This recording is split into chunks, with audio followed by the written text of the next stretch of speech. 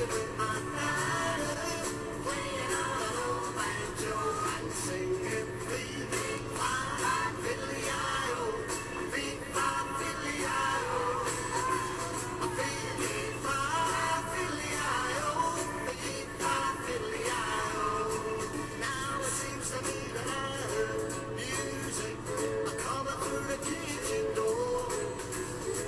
everybody, welcome back to Mama D's Rec. Sorry about the lighting, but lighting my kitchen is a little bit difficult. If you already watched my rice video, you know that I have this great big bowl of rice and barley that we did just a few minutes ago. Now I'm going to get on to putting my casserole together. My casserole is just a teriyaki chicken bake, and I'm going to be making my own teriyaki sauce.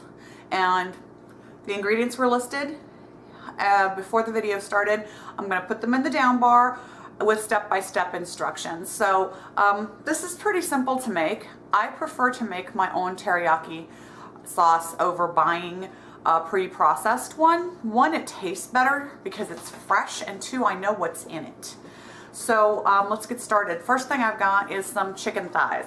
I've had them defrosting under cold running water in my sink. I've got them in a colander here.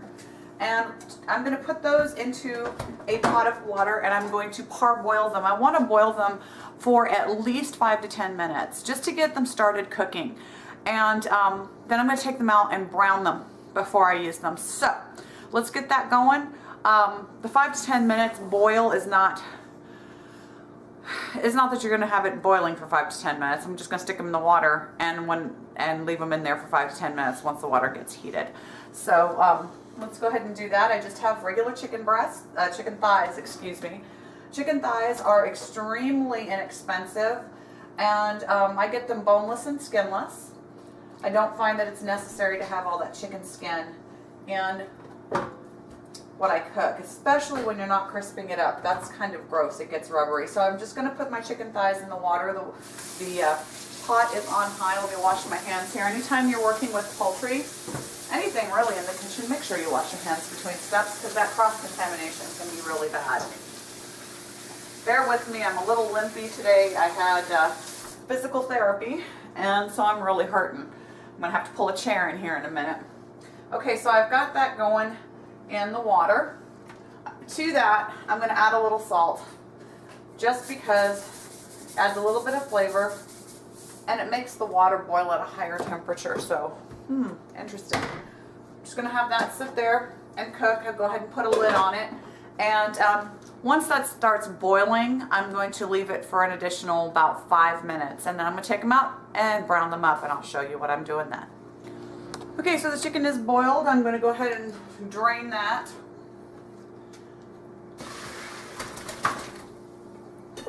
It's not cooked through by any means. It's just a little bit more cooked than raw. And I'm going to heat a pan over medium-high heat with a little bit of olive oil. I like to use olive oil for everything. I prefer it over canola or whatever else, but you can use whatever it is you are happy with. I only need just a little bit. This pan actually doesn't require any oils, but I like a little bit of oil in the pan. I think it gives it a little more flavor. You could use a garlic infused olive oil if you wanted to, and the easy way to get that so you're not paying a lot for it is to get your bottle of olive oil, take some cloves of garlic, crush them, just smash them with the broadside of a knife, and shove them down in and let it sit. After 24 hours it's ready to go, and you can just use that. So I do my own oil infusion. This one doesn't have any garlic in it. I don't choose to put any garlic in this today because there's going to be garlic in the sauce. And I'll just get that good and hot and ready, and we'll start putting chicken in. The reason I like to brown it a little bit is that it just for flavor and texture. I don't like my chicken to be just boiled. Boiled chicken is yucky. I personally don't like boiled chicken, but I do like it when it's been browned up a little bit. So I'm just going to brown them in the pan. I'm going to take my chicken thighs, and when I tell you that they're not fully cooked, they're not fully cooked. You see that? They're still pink in the middle. And put them in that pan. This pan's not quite hot enough yet. That's okay. That one can sit there.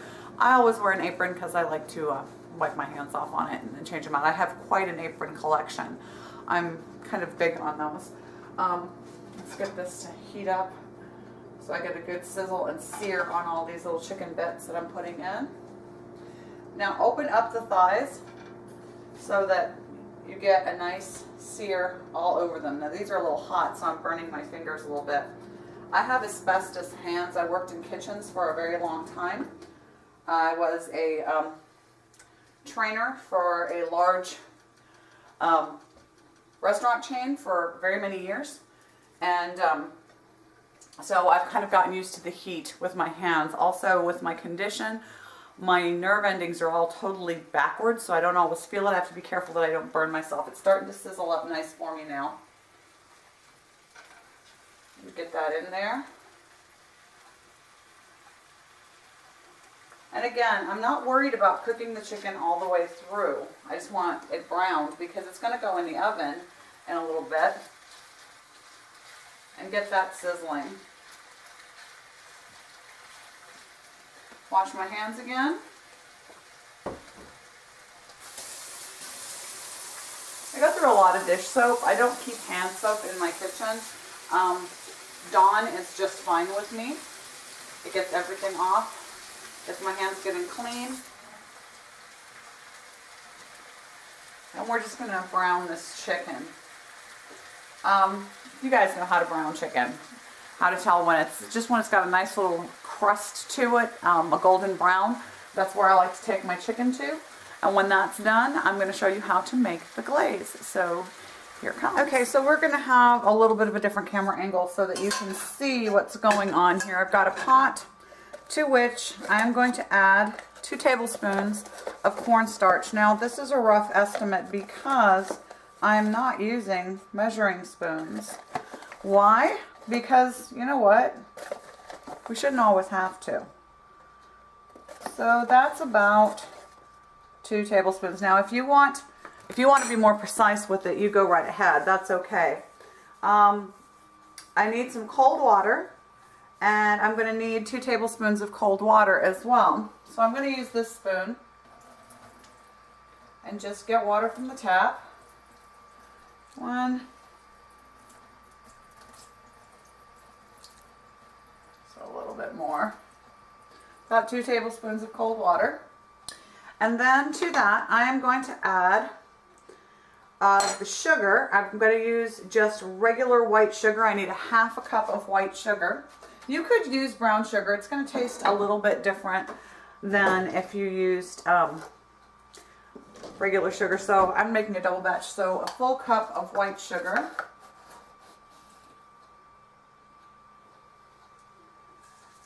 Goes into that pot. I also need a full cup of soy sauce. So my soy sauce of choice is Kikkoman. I like this one. I don't like the low sodium. Now you can use low sodium, but I just find that the flavor isn't quite as intense, and my family is a little weird with that. So I'm just going to put a full cup of soy sauce in here. As you can see, my chicken is nicely browned and sitting over on the side, just kind of hanging out. And I'm going to make sure that you have all the information for this. Now, why I like this soy sauce is that it's close as possible to the soy sauce that I grew up with. I really like the flavor in this, and it's kind of mellow. It's not slap you in the face soy sauce. This looks like a whole lot of soy sauce, doesn't it? But you are making enough teriyaki sauce to cook down into the rice as well. Now everything's almost completely cooked. The chicken's just a little bit on the raw side. So this is just going to have to go in the oven and be happy with its little self. We're also going to add a half a cup of cider vinegar. Now I don't know if you guys keep cider vinegar in your homes, but as I'm saying that I do, I'm not seeing it in my cabinet. You can just watch that lovely pop while I search for my vinegar. I'm going to use a little cider vinegar here. Where did it go? Don't tell me I used it all.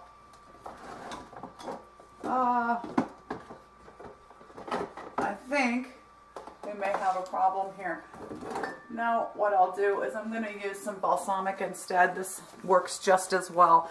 Cider vinegar is a little more tart, but the balsamic vinegar has some real great flavors in it. So we're going to use a little bit less than a half a cup of balsamic vinegar. You can use cider or balsamic.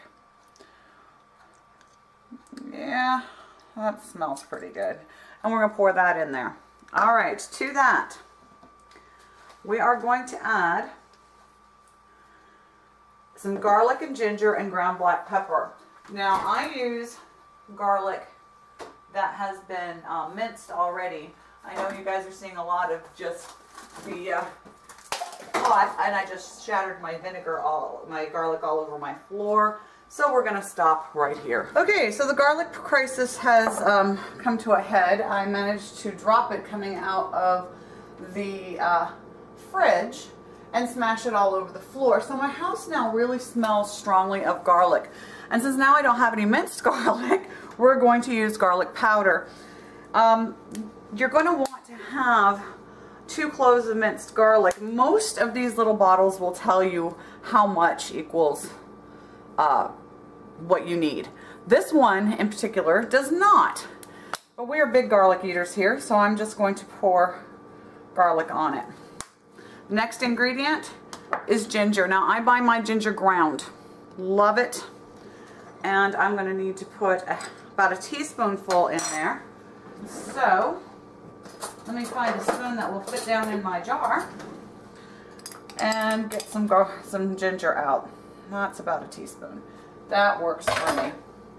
All right, then you're going to need some cracked fresh ground pepper, which actually is on the counter. You're going to do that pretty much to taste. I like it to have some oomph behind it. Let's turn this on.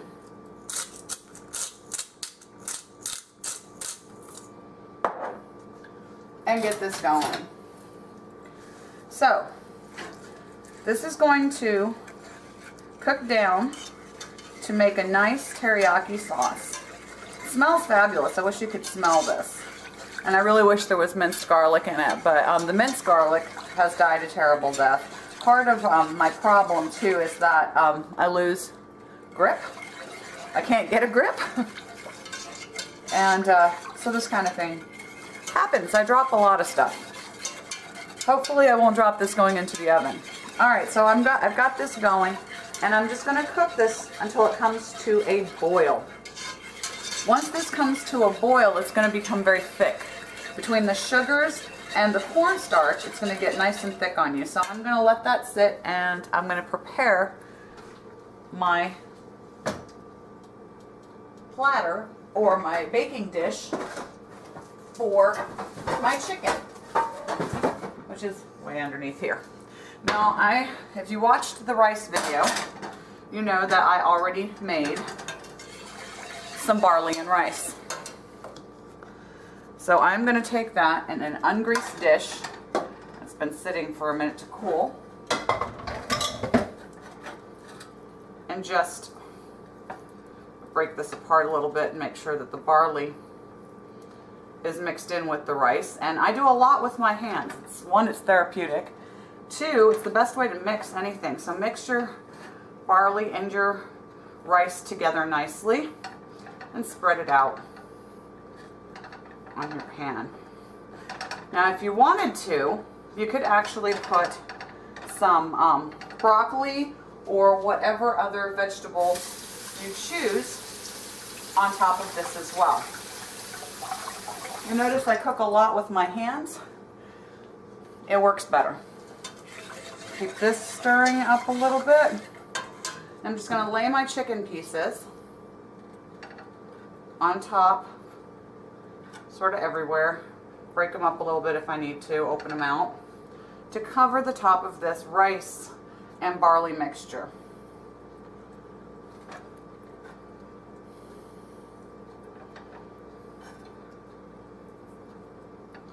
Sort of pull them apart a little bit, make sure that there's chicken everywhere. What I like about chicken thighs is that you get so much meat for such low cost. I'm just going to arrange them like that.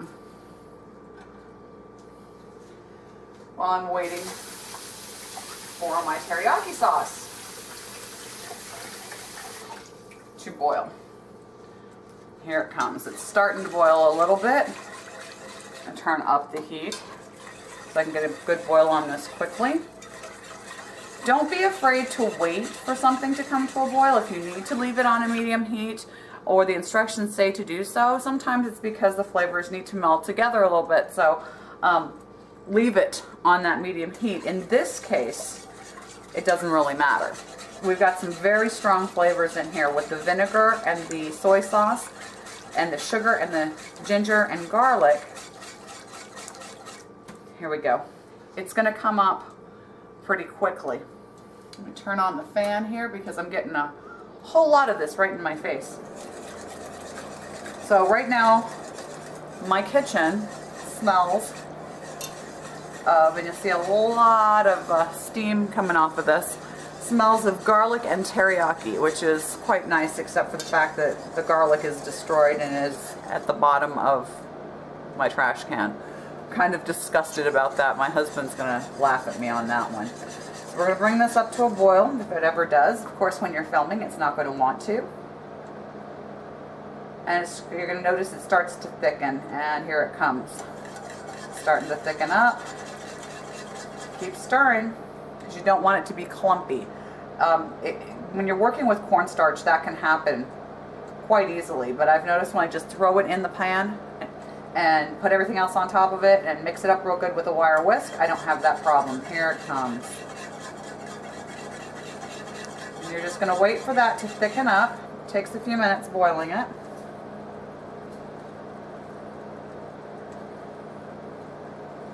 And you're going to preheat your oven to 350 degrees.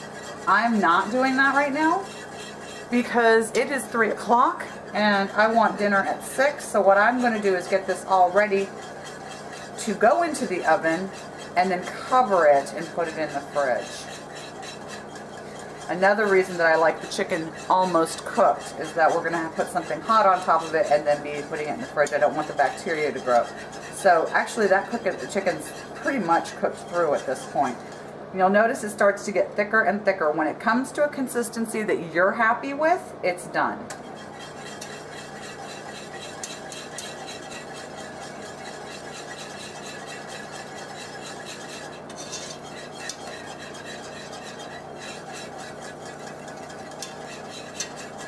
Now I'm going to be serving this with broccoli and cauliflower. I was going to toss it with roasted garlic, but that's not going to happen now because of because of the great garlic problem that we just had. Notice how that is. Alright, I'm going to pull my chicken over here on this burner that's cooled. Turn this a little bit without bringing the whole contraption down on my head, which is likely to happen. And just pour this over the top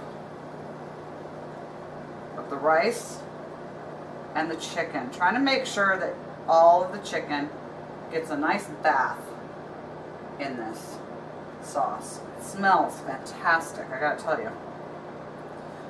Now you can make this low sodium by using low sodium soy sauce, or you can do it the way I've done it. So now that it is at this point, see how pretty that is? Like I said, you could put a little broccoli or green beans or whatever else you wanted with it. I'm just going to have it on the side. You would bake it at 350 for about 30 minutes. When I do that, I'll show you what that is. Coming right up. Okay, so obviously this is not the same day. This is next day. And I noticed after I uploaded everything to my computer that the whole showing you the casserole that was completed got lost. It was a bad day yesterday. had the garlic mishap. We had the balsamic vinegar instead of cider vinegar, which, by the way, was fantastic. I almost like it better. And my house still smells like garlic. Anyway, so you're going to bake that at 350 degrees for about 30 minutes until it's heated through. If you feel you need to add a little bit of moisture to it before you bake it, you can pour a little bit of water, and I'm talking a little bit, like 1/8 of a cup of water, over the rice, and then put tinfoil on it and bake it until it's heated all the way through. And it turned out really, really good. So I hope you enjoyed my ridiculous first attempt at a full recipe tutorial. I promise the next ones will not be so crazy. Yeah, yesterday was pretty bad for me. All right, so thanks for watching, and we'll see you next time. Bye.